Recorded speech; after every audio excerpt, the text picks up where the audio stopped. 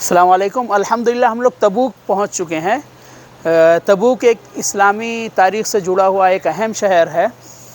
سن 9 ہجری میں آئے تھے اور اس میں مسلمانوں کے لشکر کی جو تعداد تھی تقریباً 30,000 تھی۔ نبی کریم صلی اللہ علیہ وسلم جس جگہ نماز پڑھتے تھے وہاں پہ یہ مسجد قائم ہے، مسجد الرسول یا مسجد النبی کہا جاتا ہے تبوک کا۔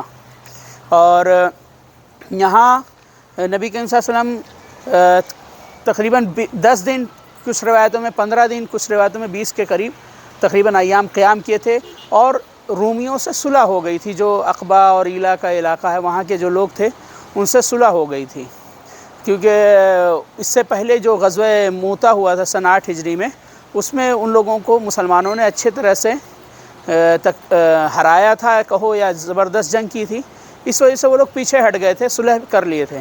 تو یہاں پہ یہ مسجد ہے، یہ مسجد الرسول، اور یہاں پر ایک چشمہ ہے جس میں نبی کریم صلی اللہ علیہ وسلم آئے تھے۔ تو آپ صلی اللہ علیہ وسلم نے مسلمانوں کو حکم دیا تھا کہ جب صبح کے وقت پہنچو گے سورج نکلنے کے بعد، تو وہاں پہ سب سے پہلے میں جاؤں گا اور پھر پانی وغیرہ کا معاملہ دیکھیں گے۔ تو پانی جو ہے جوتے کے تسمے کے برابر، یعنی بالکل نہ کے برابر تھا، لیکن جب نبی کریم صلی اللہ علیہ وسلم نے اس تھوڑے سے پانی سے وضو کیا اور اپنا تھوک لعاب وغیرہ اس میں ڈالا، تو وہی پانی 30,000 کے لشکر کے لیے کھانے پینے سب کے لیے کام آیا۔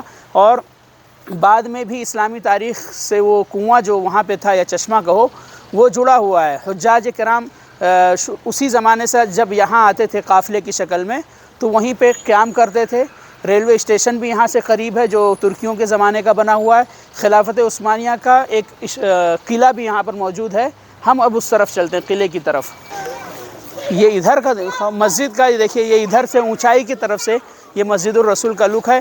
یہاں پہ پرانی مارکیٹ ہے، پرانا بازار ہے، اس کو نئے ڈھنگ سے بنایا، دیکھیے دکانیں ہیں۔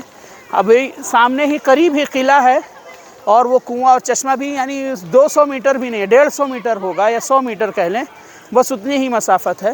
ہم وہاں پہنچ رہے ہیں، ایک منٹ آؤ۔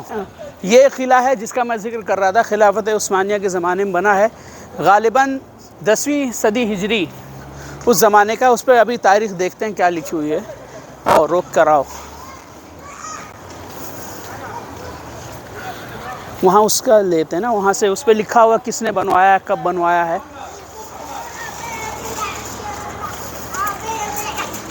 یہ دیکھیں یہاں پر پورے تفصیل لکھا ہے کہ تجدید کب ہوئی ہے اس قلعہ مبارک کی۔ ہاں، سلطان محمد خان کے زمانے میں اس کی تجدید ہوئی ہے، سن 1064 یا 65 کتنا ہے وہ، یا ایسے کچھ لکھا ہے، 62 60۔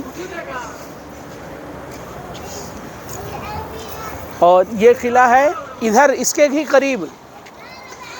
قریب ہی وہ چشمہ ہے جہاں پہ، یا کنواں کہہ لیں، عین تبوک جس کو عربی میں کہا جاتا ہے، یہاں پر موجود ہے۔ یہ آگے کے سمے یہاں جب حجاج آتے تھے قافلے کی شکل میں، تو یہ دیکھیں نہانے کا بنا ہوا ہے۔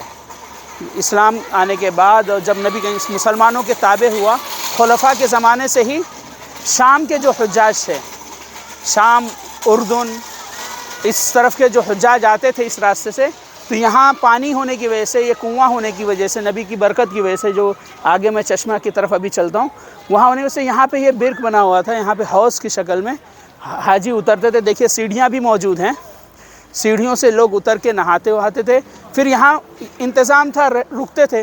اور اس طرف جو ہے ادھر کنواں ہے، وہ چشمہ ہے عین تبوک کے نام سے، ہم لوگ اس طرف چلتے ہیں۔ عین السکر جسے کہا جاتا ہے، عین السکر، دیکھیے اس کا بورڈ لگایا، نیچے اترنے کا اس میں ہے، زیادہ گہرا نہیں، ابھی اس وقت بند ہے۔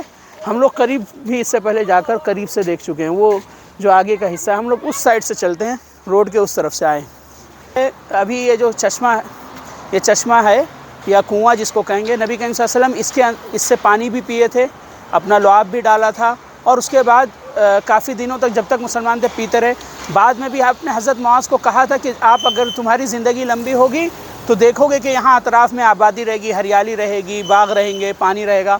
حضرت عمر کے زمانے میں ریت کے طوفان میں یہ کنواں دب گیا تھا، تو انہوں نے دوبارہ اس کی تجدید کی تھی، حضرت عمر رضی اللہ تعالیٰ عنہ نے، اور پتھر سے اس کو گھیر دیا تھا اور اس کو بنا دیا تھا۔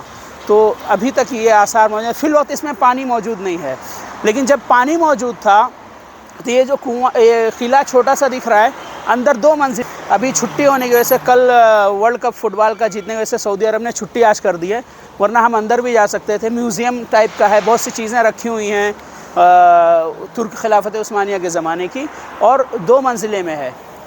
اور وہاں پہ وضو کا پانی یہیں سے جاتا تھا، یہیں اسی کنویں کا پانی ایسے اس سسٹم سے بنا ہوا ہے کہ پانی وہاں جاتا تھا آنگن میں، آدمی وہیں وضو کرے، اپنا پیر دھلے، اور وہیں چھوٹی سی اندر مسجد بھی ہے اسی قلعے کے اندر. تو یہ تبوک میں جو لوگ گھومنے آئیں تو یہ انبیاء کی اور خاص طور سے نبی کریم صلی اللہ علیہ وسلم کی اسلامی تاریخ سے ریلیٹڈ چیز ہے. یہ جنگ جو غزوہ تبوک کی ہے خاص طور سے، اس میں مسلمان بہت پریشان حال تھے. تنگی کا اسرا یعنی تنگی والا غزوہ بھی کہا جاتا ہے. حضرت عمر رضی اللہ تعالیٰ عنہ نے اس میں کوشش کی کہ میں آج حضرت ابو بکر پہ اس غزوے میں مال خرچ کر کے فوقیت حاصل کر لوں گا، اور اپنے گھر کا آدھا مال لے کے آئے غزوے میں پیش کرنے کے لیے. لیکن جب حضرت ابو بکر آئے تو نبی کریم صلی اللہ علیہ وسلم نے پوچھا کتنا مال ہے؟ انہوں نے کہا کہ میرے گھر میں جو کچھ تھا سب لے آیا. تو اور اسی غزوے میں حضرت عثمان رضی اللہ تعالیٰ عنہ کو آپ صلی اللہ علیہ وسلم نے جنت کی بشارت دی تھی، اور یہ کہا تھا کہ اب عثمان آج کے بعد کچھ بھی کریں، عثمان رضی اللہ تعالیٰ عنہ ان کو کوئی بھی گناہ کا بھی کام کرے تو وہ آدمی جنتی ہے، اس کو جنت میں جانے سے کوئی نہیں روک سکتا. یہ حضرت عثمان رضی اللہ تعالیٰ عنہ کی فضیلت ہے جو اس غزوے سے ہی متعلق ہے. اس غزوے سے متعلق بہت سی آیات قرآن کی خاص طور سے سورہ توبہ میں آئی ہیں.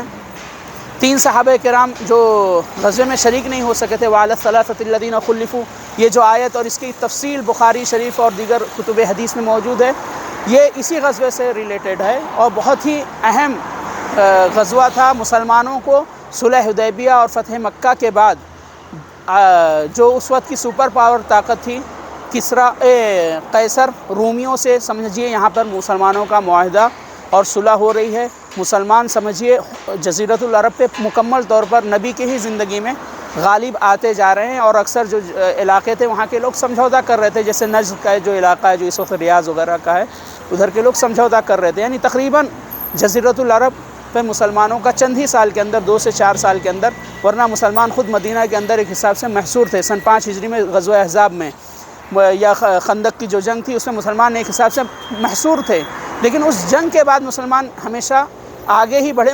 کوئی کافر مدینہ پہ کبھی حملہ کرنے کی ہمت نہیں کر سکا، اور مسلمان آگے بڑھتے گئے، اور اگلے 5 سال کے اندر پورے جزیرۃ العرب میں نبی کریم صلی اللہ علیہ وسلم کی وفات سے پہلے مسلمانوں کا دبدبہ ہو گیا. میں سمجھتا ہوں اتنا ہی اہم چیز ہے. اس کے علاوہ تبوک کے اندر جو ہے قطار ہے، خلافت عثمانیہ کے زمانے کی ریلوے اسٹیشن ہے، اس کو میوزیم کی شکل دے، بہت اچھے ڈھنگ سے قریب میں ہی ہے. انشاءاللہ ہم لوگ جانے کی کوشش کریں گے. نہیں بھی گئے تو مدینہ میں یہ چیز موجود ہے، مدینہ منورہ میں.